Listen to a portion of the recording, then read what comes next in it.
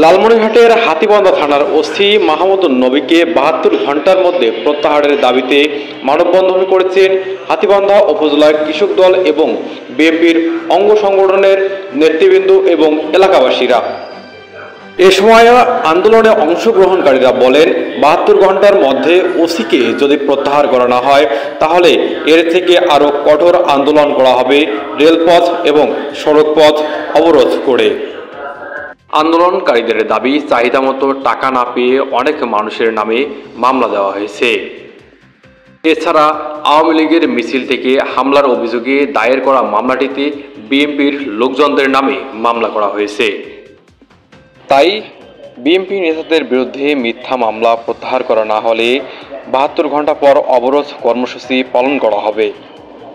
মানববন্ধনে বক্তারা বলেন, বাদী এবং ওসির যোগসাজশে আমাদের বিএনপির কৃষক দলের সভাপতি এবং নিরীহ অনেক মানুষের নামে মিথ্যা মামলা রেকর্ড করা হয়েছে।